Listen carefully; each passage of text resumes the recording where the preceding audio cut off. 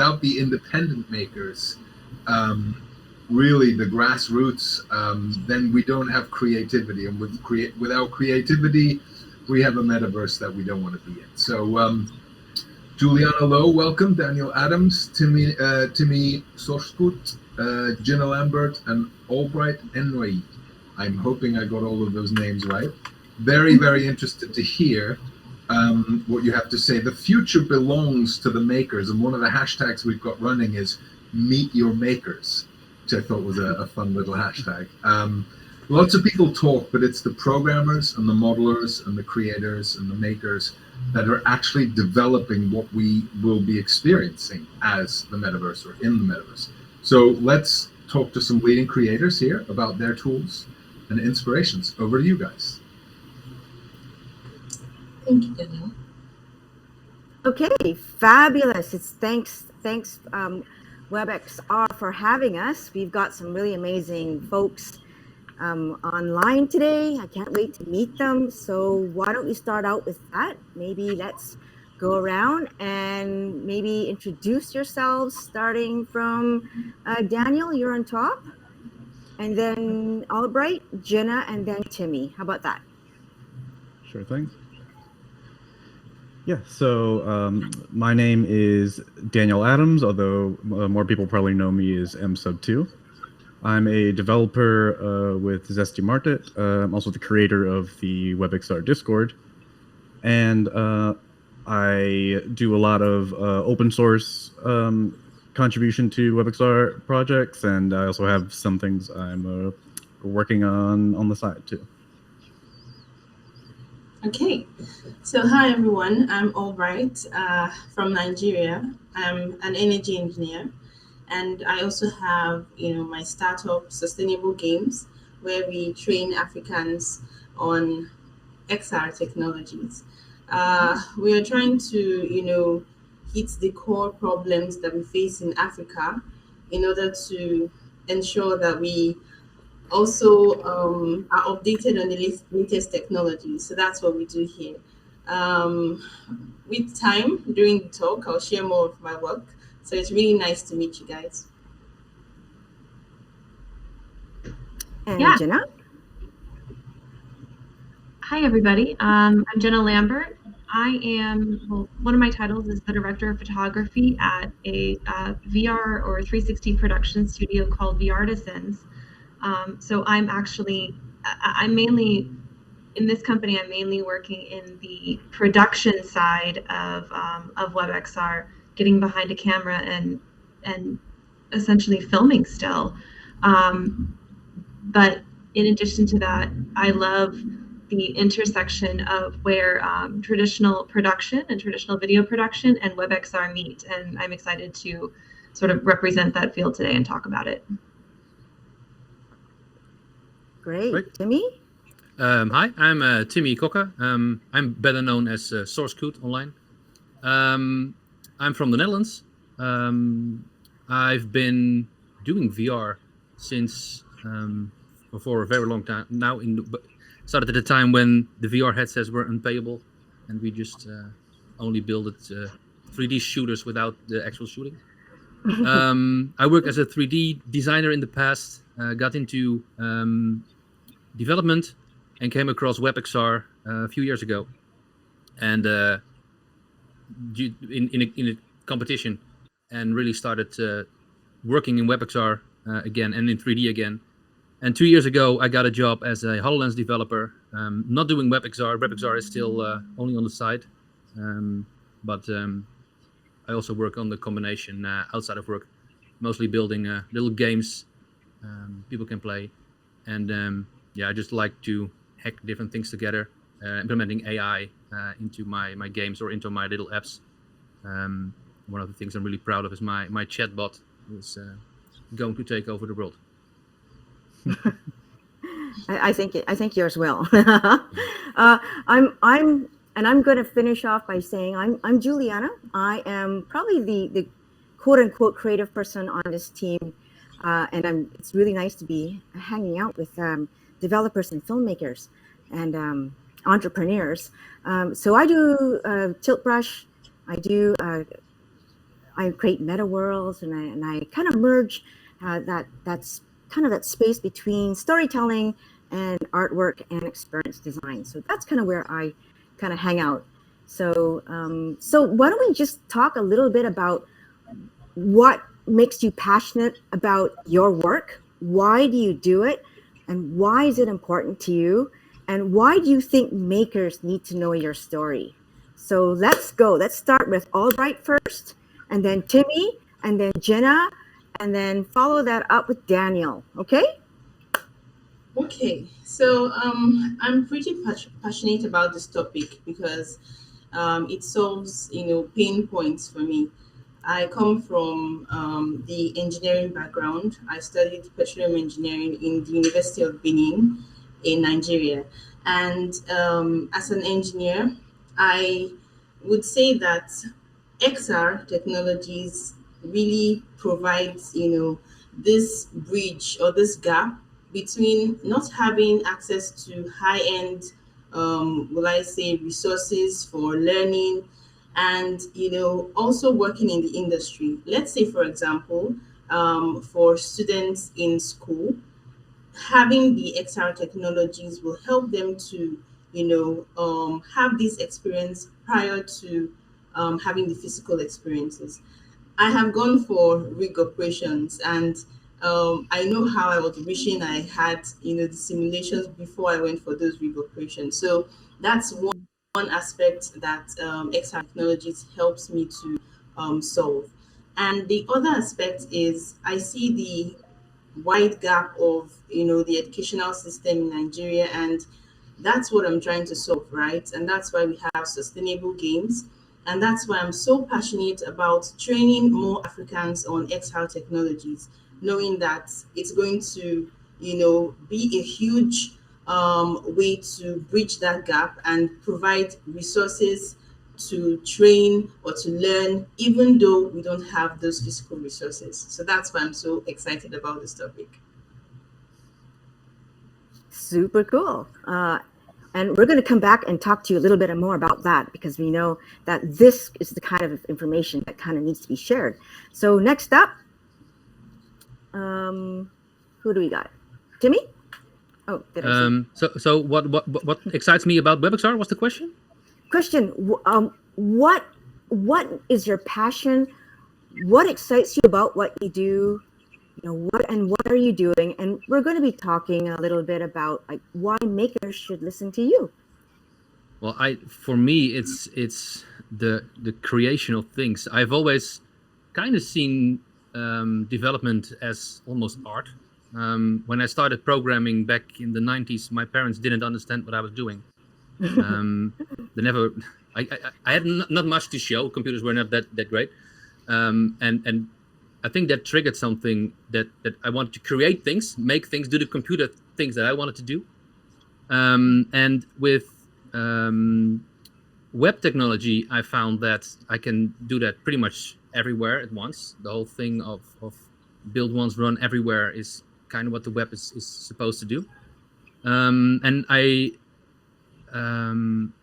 with WebXR, I can create my own little worlds, and that's something I find really fun to do and to work on. I can just spend hours and hours working on my own little things and make things.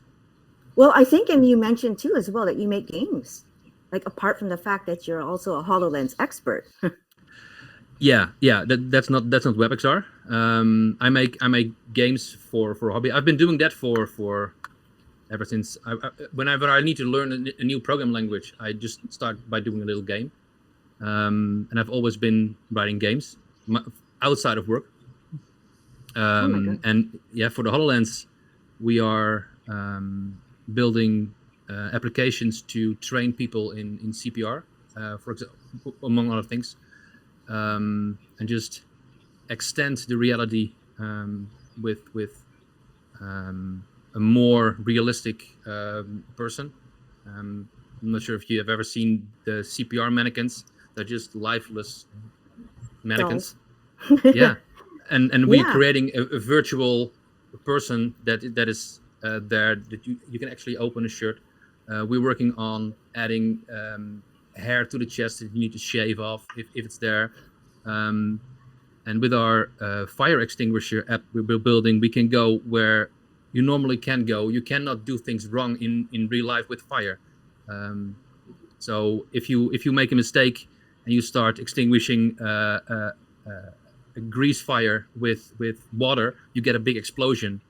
Sometimes, if you're lucky, you can see one of those on a training event somewhere.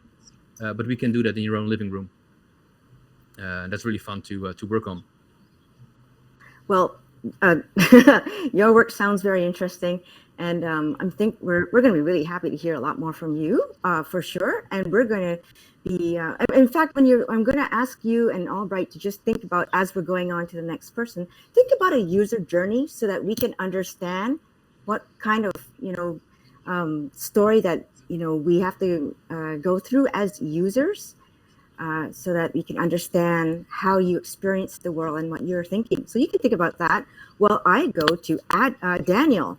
Daniel, question. So what are you doing? What is your passion? What are you working on? What drives you? Yeah, so I have some stuff in common with Timmy in that we both are, I would say, passionate about games. That's kind of what got me into WebXR in the first place. My background is in music. It's like what I studied in college, but I've always loved video games. And coming out of college, I decided to try and pivot more towards game dev. So I would do game jams and all that stuff. Around 2019, I finally got my hands on a VR headset, and I think within like a month or so, I had entered a game jam and made my first ever VR game, which was just kind of like a lemonade stand where you had to it was on a tropical island with a lemonade stand. You had to climb the trees to get cups, and then you'd get water and lemons. Then you'd give them to a bunch of fish that were kind of, it's like a game jam thing. Made it in 3 days. But yeah, after that, I was pretty firmly in the VR stuff is cool. And then I learned about WebXR sometime in 2020, first seeing, I think, Mozilla's Hello WebXR. And from that, when I realized that I could do what I'd been doing before, but I could also just put it online, then that was kind of it for me. I started up the WebXR Discord to help people network to meet other developers, and now it's over 2,000 members, maybe 2,300 members at this point. So it's just so many people. We have people from Meta talking directly to browser developers. It's a crazy useful resource for people. So I'm pretty passionate about WebXR in general, I would say. So you're in charge of 2,000 odd people? Is that what you're saying? Or you moderate? Yeah, I moderate with the help of Timmy. Thankfully, as far as Discord servers go, WebXR Discord is one of the best that I've ever been in any capacity. There's very rarely issues. People tend to conduct themselves well, which is nice. Less work for me. That's super cool. And you forgot to mention that you also created an open brush project called Silk Brush. Yeah. What's that?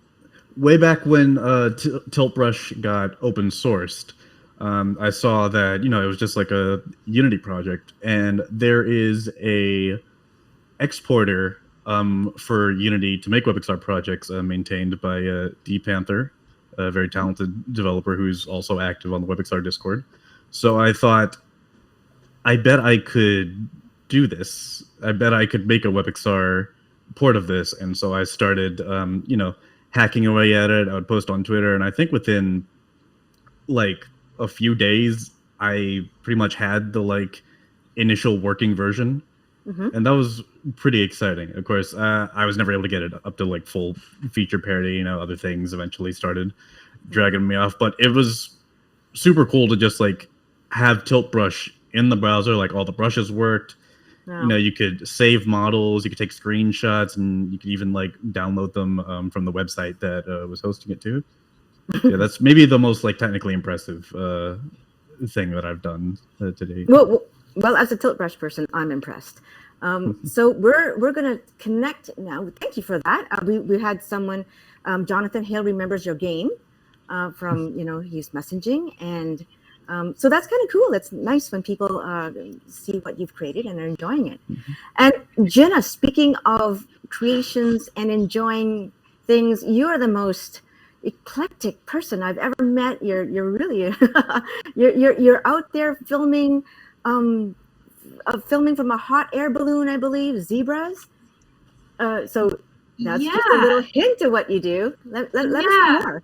Absolutely. So I think like everybody else, on this entire team, none of us started in WebXR. We all started from quite different fields. I will say that, I started in traditional graphic design. My original trajectory was like, I'm going to be an art director. I'll work in videos and films and production, being behind the camera, getting the shot, making everything look beautiful. And then when I found 360 video, that's when I realized that I was like, wow, this is it. This is the thing that really, really excites me, because it changes the game. It changes how the viewer of your footage gets to interact, gets to be a part of what you choose to show them or what you choose to share with them, what message you would love to share with them. And so, that being said, I've been working in 360 video production since 2018. Around 2020, and from 2018 to 2020, we filmed in over 10 countries, probably more around like 15 or so. I didn't really keep count. We did a lot of location-based experiences where we were filming 360 video and putting those videos with narration, with music, with excellent post-production in places like Dubai, in their VR park, or AARP had us, we did a hot air balloon ride with them. And so those kinds of experiences are really, really wonderful. And after 2020, when the pandemic happened, travel stopped.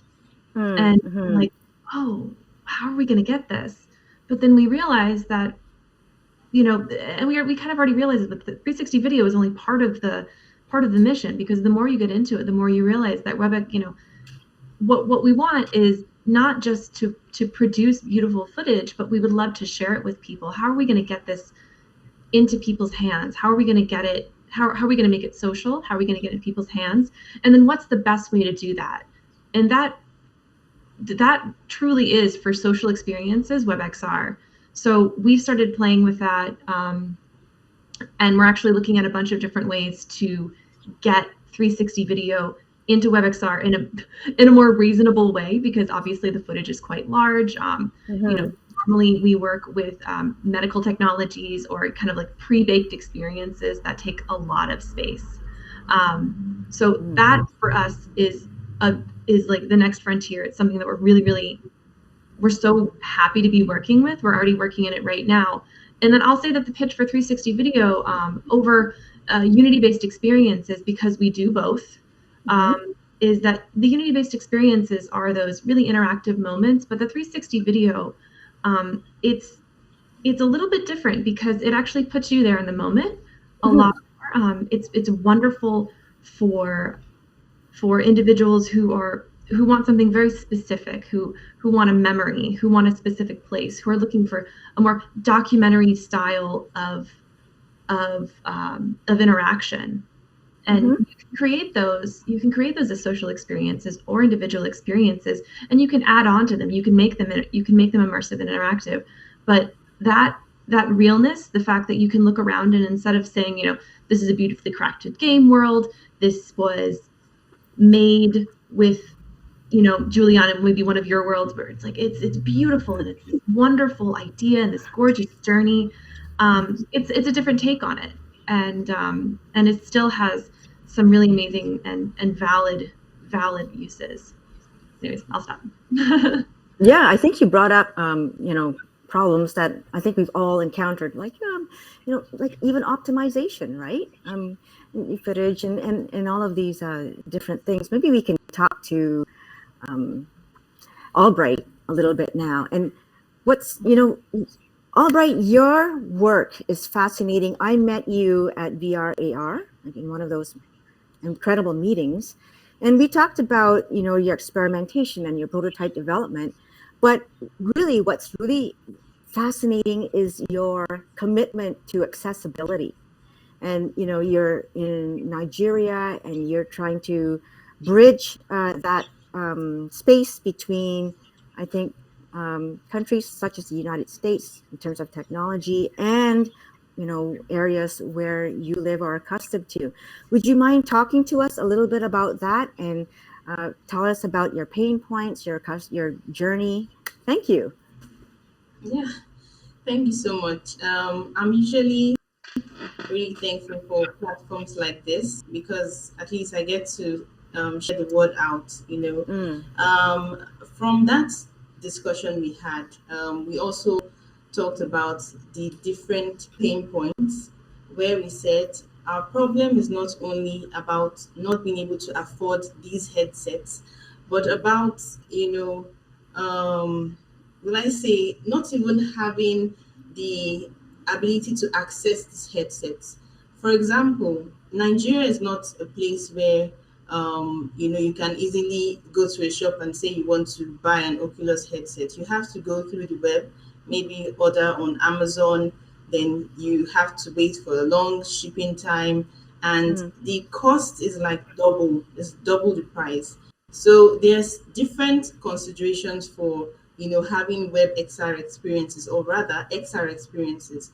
So I think that's what WebXR is doing for us, in the sense that, for example, some of these trainings that I've had with schools, I asked them, do you have, you know, laptops that meet up to this specification? They say, yeah, it meets up to the specification. I get to the school and I see that it doesn't work out, right? So WebXR helps, you know, to teach people on the web with little or no, will I say, high-end laptops, or also for consumers. If you are to be the consumer of a certain product, let's say like silk brush, like what Daniel Adams is saying right now, I don't need the headset for that. Having headsets is amazing, right? But at least these times we can now reach a larger audience with WebXR. So these are just the little things we are trying to do to get more people aware of these technologies. Even though we have amazing developers in Nigeria. For example, right now I am training a couple of students across Africa for the AR/VR Africa and Metaton, you know, collaboration with Meta. And I discussed with these students, some of them, this is the first time they're even knowing about, you know, XR technologies. I took a survey in the class and asked that, you know, who out of these my students have a headset? And in the cohort 1 session, I saw like 5 out of 20. In the cohort 2 session, like none. You know, so I think WebXR is something that is going to really capture a very large demographic and get more people to use XR technology. So those are the little things we're trying to do here in Africa with sustainable games and also collaborating with as many companies as possible. That's great. I think accessibility and diversity is really important, and I'm quite passionate about that as well too. Because then, how are we going to play games that Timmy and Daniel make and see the film work that Ginna, you know, captures? That's really. I think you're going to offer us some information a little bit later, Albright, in terms of how do we connect with you and how we can build partnerships. So I'm really behind you 100%. So maybe. Timmy, you sound like you've done so many different things in your life. You've also received like the Pollies for Back to Space in 2020 and the Santa's Workshop in 2021. So you've the nomination. And then you alluded to some of the work that you have to do in terms of training, right? So I'm sure a lot of the makers are kind of wondering, how did your journey go from, you know, developing games to all of a sudden creating works for HoloLens and developing training modules, bringing in survivor skills and so forth? tell us about that little bit about that and how WebXR has helped you and how it can help us. Thanks. Yeah, well, WebXR was just the because it's so. When I started, I didn't even have a headset as well. I started out. I think I had a Google Cardboard at first to try things out. That was my first VR headset that I owned, and I started building games for a game jam with that. And I did have experience in working with 3D tools, creating things. I knew the terminology that helped me a lot, coming from that background.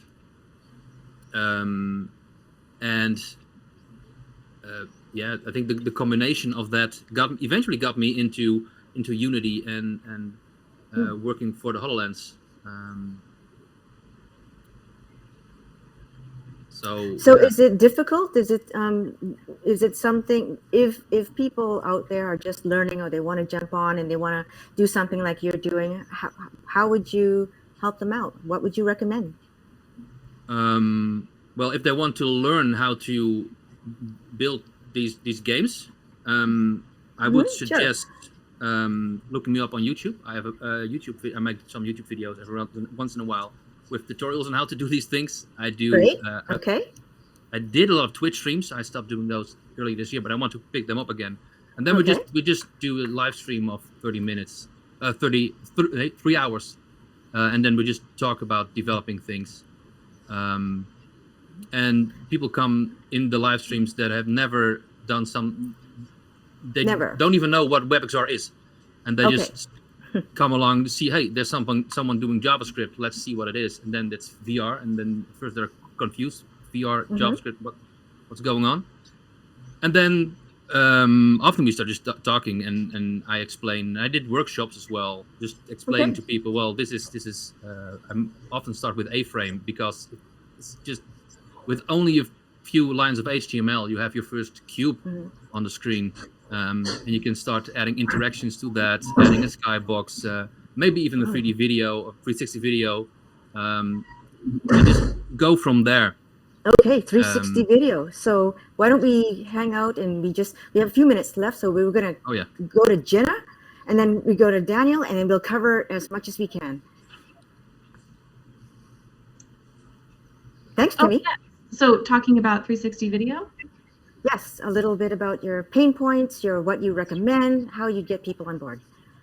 Yeah, so it's very similar. I think the biggest pain point is getting people in the headset, getting people okay with putting on that headset if they're ready for it. Because if not, with 360 video in particular, it really does make a difference to be in a headset. Otherwise, it's just a skybox in the world, which is totally fine. It can totally work and is great if people have nausea or they are a little nervous or are not comfortable with it. But yeah, I think it's getting people in the headset, getting people to understand where technology is today and comfortable with those. Okay, so so we're saying makers, maybe the first thing you should do is just have some access to headsets, beg, borrow, and steal. No, not steal. Beg, borrow. Okay. Yeah. and then just be comfortable playing with it. If it's a new technology, just what Timmy was saying, just what Albright was saying. Don't go ahead and start playing with it. We're all new here, quote unquote. Yeah. We're going to save the last minute or two to hand it over to Daniel. Daniel, bring us home.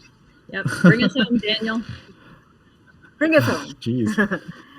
No pressure. Yeah, no, I think, I guess pain points, I think, at least for me, making is just being able to realize the sort of projects that I actually want to get out in the world. Stuff that inspires people to want to make more immersive content like we are right now. We're still so early in the space, and if you look at the Oculus new tab page, for example, like almost all the games and things on there were made by like either solo developers or like small teams. It's still a really new space. So I want to see like more games and experiences that get people's eyes on WebXR and be like, oh, hey, this is really cool. I could make stuff for this too. And, you know, with the web being what it is, like there's no better way to get like tons and tons of eyes on the stuff that you're doing. So Amazing. Thanks. What a great way to end off. We're good. Thank you so much. Thank you, Julie Smith. Thank you all for participating today and joining us in these conversations. It's also very valuable. Thank you very much. Thank you. Hey, Julie. Thank you. Thanks, everyone.